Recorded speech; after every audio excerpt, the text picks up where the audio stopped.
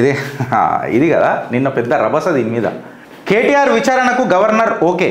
Formula ఈ కేసులో ప్రాసిక్యూషన్కు ఎట్టకేలకు అనుమతి. ఛార్జ్షీట్ దాఖలు చేసేందుకు ఏసీబీ ఏర్పాట్లు. కేటీఆర్ A1గా డిసెంబర్ 19న కేసు. ఈ ఏడాది జనవరి 9, జూన్ 16న ప్రశ్నించిన ఏసీబీ. మొత్తం 10 మందిపై అభియోగాలు. 1000కి పైగా డాక్యుమెంట్లతో ప్రభుత్వానికి 78 పేజీల రిపోర్ట్. ఫార్ములా రేస్తో హెచ్ఎండిఏ నిధులు 54.89 కోట్లు దుర్వినియోగం. సంస్థకు 75 కోట్ల నష్టం. క్విడ్ ప్రోకో ద్వారా బీఆర్ఎస్కు 44 కోట్ల ఎలక్ట్రాల్ బాండ్లు. పలు నాయకులు ఏమన్నారో మనం తర్వాత వద్దాం. ఫ్రెండ్స్, నేను ఏమంటా అంటే ఫస్ట్ ఆఫ్ ఆల్ బీఆర్ఎస్ వాళ్ళకు నరేటివ్ బిల్డింగ్ మర్చిపోయారు. ప్రతిపక్షంలోకి రాగానే ఫ్రస్ట్రేషన్లోకి వచ్చారు. అసలు సరే మీరు ఏందో అన్నది మీరు పక్కకు పెట్టరు, కానీ సబ్జెక్టివ్ రిఫరెన్స్ మాట్లాడదాం ఫ్రెండ్స్. సబ్జెక్టివ్ చట్టం ఏం చెప్తుంది అన్నది మాట్లాడదాం. Chitragupt or Girish, to that matter, we don't discuss or we don't support anybody. We respect the constitution of this country, law and order of this country. మాకు అదే శ్రీరామ రక్ష కవచం. ఫార్ములా ఈ రీజన్ అనేది స్కామ్ కాదు, ఒక సబ్జెక్టు మిషన్ అని అంట. నేను వెనకటికి కూడా మాట్లాడినా, ఇప్పుడు కూడా చెప్తున్నా. 2022లో ఒక ట్రైపార్టియేట్ అగ్రిమెంట్ జరిగింది. Formula E Operations Limited, United Kingdom, Telangana MNUD department and Ace Next Gen Limited పేరు మీద. మీకు మొత్తం కథనం చెప్తున్నా.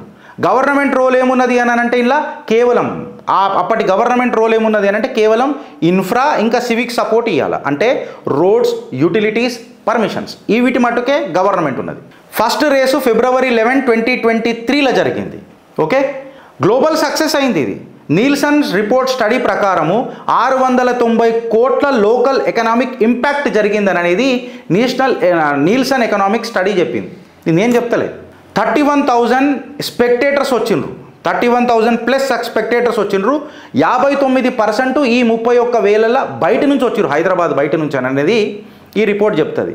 స్పాన్సర్షిప్స్ చాలా పెద్ద కంపెనీలు వచ్చినాయి, స్పాన్సర్షిప్స్ చేసినాయి. ఇది ఏదైతే హైదరాబాద్కి ఏదైతే ఉందో first India's FIA world championship. ఇది అంటే హైదరాబాద్ని భాగ్యరేఖలను గ్లోబల్ మొబిలిటీ హబ్లా పెట్టింది రేసు. వస్తా నేను కిరికిరి ఏమైందో ఆడికి కూడా వస్తా. గ్లోబల్ మొబిలిటీ హబ్లా పెట్టింది. అయితే లీగల్ పాయింట్ ఏందని అంటే స్టేట్కి పవర్ ఉన్నదా, స్టేట్కి ఇట్లా చేసిందా, ఎన్నికడికి కాంగ్రెస్ ఆరోపణలు చేసింది. ఇంకా నేను ఛార్జ్షీట్ మొత్తం చూడలే, అది బయట పెట్టిరో లేదో కూడా నాకు తెలియదు. పెట్టిరారా ఛార్జ్షీట్? పెట్టలే కదా, నేనైతే చూడలే, ఇంకా నా దగ్గరికి రాలే. సో నేను అది చూసినాక మళ్ళీ ఒక కథనం చేస్తాను ఫ్రెండ్స్. ఇప్పటిదాకా వీళ్ళు చేసిన ఆరోపణల మీద మాట్లాడుతున్నా. స్టేట్ ఎట్లా చేస్తారు, ఏం చేస్తారు అని అంటే మళ్ళీ ఆర్టికల్ 298 ప్రకారము స్టేట్కి పవర్ ఉన్నది ట్రేడు బిజినెస్ చేసేది. ఫార్ములా ఈ MOU ఏదైతే ఉందో ఆ ఫ్రేమ్వర్క్లోనే ఫ్రేమ్ చేసిండ్రు. హెచ్ఎండిఏ రోల్ ఏదైతే ఉంటుంది కదా, ఇప్పుడు ఇక్కడ race track, road works, utilities ఇవన్నీ చేయాలి. ఇవన్నీ ఎవరి జ్యూరిస్డిక్షన్లోకి వస్తాయి? హెచ్ఎండిఏ జ్యూరిస్డిక్షన్లకే వస్తాయి. ఎందుకంటే అది tank Bund, Necklace road stretch మీద ఉన్నది కాబట్టి. మళ్ళీ ఈ అర్బన్ బ్రాండింగ్ ఎక్సర్సైజ్ అనేది హెచ్ఎండిఏ కాక ఇంకెవరు చేస్తాడు? మళ్ళీ ఇప్పుడు ఇక్కడ రాంగ్ఫుల్ గేమ్ ఏమైంది, ఏడ పబ్లిక్ బెనిఫిట్ ఏడ పోయింది అని అనేది ఒక పెద్ద మిస్టరీ ఉన్నది. అయితే వీళ్ళు వేసిన ప్రశ్నలకు ఇళ్ళకైనా తీసుకొని వెనకటికి వేసిన ప్రశ్నలు ఛార్జ్షీట్ మనం చదవలేదు కాబట్టి నేను చిన్న టేబులర్ కాలం చేసుకొని వచ్చిన. ఇప్పుడు వీళ్ళు ఏమని అన్నారు, 54 కోట్ల రూపాయలు వితౌట్ క్యాబినెట్ అప్రూవల్ జరిగింది అని అన్నాడు. అయితే పేమెంట్స్ ఎవరు చేసిరు? కేటీఆర్ చేసిండారా? కేటీఆర్ చేయలేదు. పేమెంట్స్ ఎవరు చేసిరు friends? Special CS Arvind Kumar చేసిండ్రు. కేటీఆర్ పర్సనల్ డిస్క్రిప్షనా? కాదు. అయితే అడ్మినిస్ట్రేటివ్ శాంక్షన్ అనేది క్రిమినల్ మిస్కండక్ట్ అవుతుందా అన్లెస్ అండ్ అంటిల్ నువ్వు ఏం జరిగిందో, ఏడ మ్యాలిఫైడ్ ఇంటెన్షన్ ఏడ జరిగిందో నువ్వు నాకు చూపెట్టగలుగుతావా అని మాట్లాడుతున్నారు. నేను మాట్లాడతలేను. CK Jaffar Sharif versus state 2013 1 SCC 205 law citation మాట్లాడుతుంది. గిరీష్ గారు కాదు, చట్టాలు ఏం మాట్లాడుతున్నాయి డిస్కస్ చేద్దాం. వీళ్ళు పబ్లిక్ని గవర్నర్కి ఇచ్చినాం, గవర్నర్తో అరే governor you can initiate an action. ఇది అంత పెద్ద డ్రామా ఎందుకు చేస్తారు? మెలో డ్రామా చేస్తారు మొత్తం. వీళ్ళంతా మొత్తం మెలో డ్రామా చేస్తారు. ఇప్పుడు నేను ఒకటే క్వశ్చన్ కాంగ్రెస్ వాళ్ళకి ఏమడుగుతున్నా, ప్రజలకు కూడా ఏమడుగుతున్నా, అడ్మినిస్ట్రేటివ్ శాంక్షన్ అనేది క్రిమినల్ మిస్కండక్ట్ అవుతుందా unless and until malafide shown. Citation కూడా పెట్టిన. ఇప్పుడు వీళ్ళు ఏం మాట్లాడుతున్నారు, HMDA wrongly made a host city instead Ace Next Gen Private Limited అని చెప్పి మాట్లాడుతున్నారు. మళ్ళా హెచ్ఎండి యాక్ట్ 2008 సెక్షన్ 1 ప్రకారము హెచ్ఎండిఏకి urban infra, civic events, branding activities చేసే అధికారం ఇచ్చిండ్రు. ప్రమోటర్ లెక్క మ్యాండేట్ ఇచ్చిండ్రు. మళ్ళా 2008 సెక్షన్ 1 హెచ్ఎండిఏ ఈ వర్కులు చేయొచ్చు, development, promotion, improvement of the metropolitan area because this is Tank Bund Necklace Road స్ట్రెచ్లు ఉన్నది కాబట్టి అని అంటే మళ్ళా 2008లో ఏ ప్రభుత్వం ఉన్నది, సెక్షన్ 1 ఏంది, ఎవడు తీసుకొచ్చిండు, ఏం కథ, చర్చ జరగాలనా వద్దా? And if there are any retrospective scenarios I don't know, but ఉన్నది చెప్తున్నా ఉన్న కాడికి.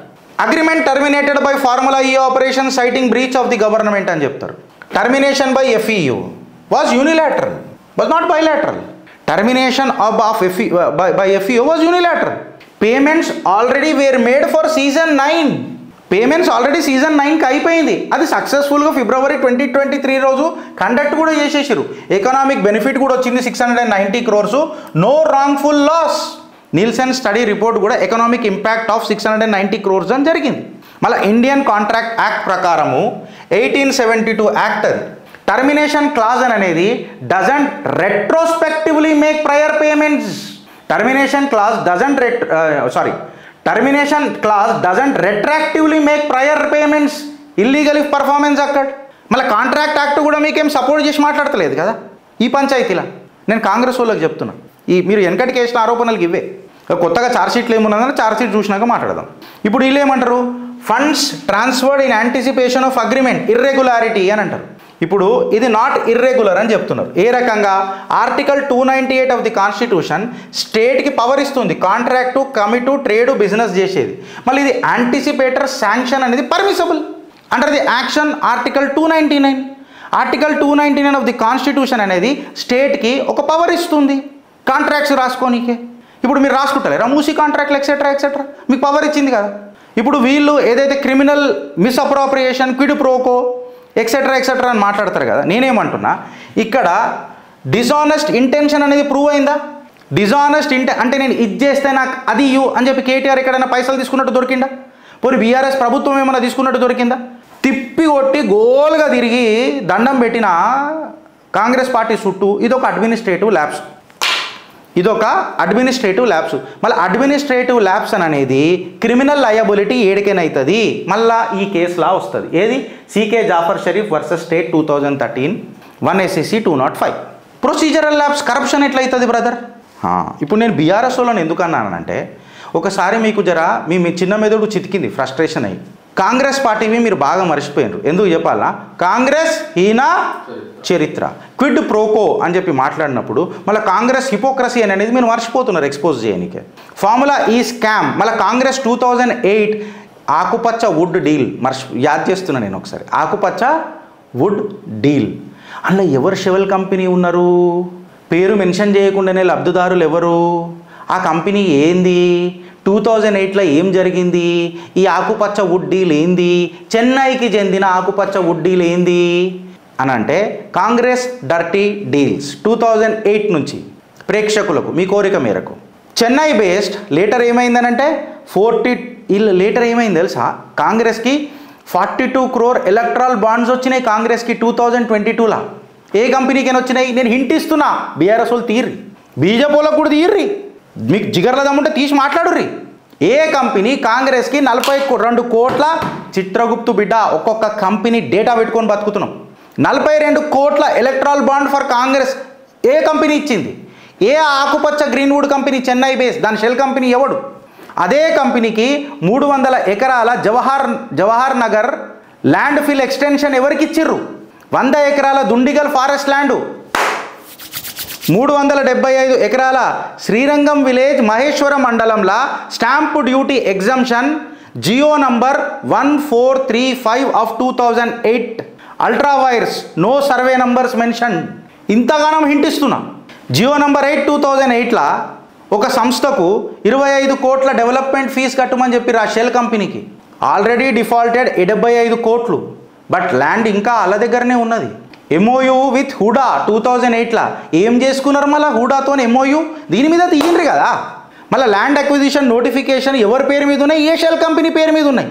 అసలు ఆ షెల్ కంపెనీ పేరు అనేది ఆ కంపెనీతో లింకే లేకపోయా, ఓనర్షిప్పే లేకపోయా. షామ్ డీడ్స్ అని అంటారు కదా దీన్ని, షామ్ డీడ్స్. హెచ్ఎండిఏ 2021లో రిజిస్ట్రేషన్లు స్టాప్ చేసి ఆపి పడేసింది. మళ్ళీ ఆ shell company writ petition number 36909 of 2021 relief 2022లో వాళ్ళకు దొరికింది. కేసీఆర్ గవర్నమెంట్ గట్టిగానే కొట్లాడింది అప్పుడు కూడా. కాకపోతే మళ్ళీ కాంగ్రెస్ చరిత్ర ట్విస్ట్ చేసే చరిత్ర కదా.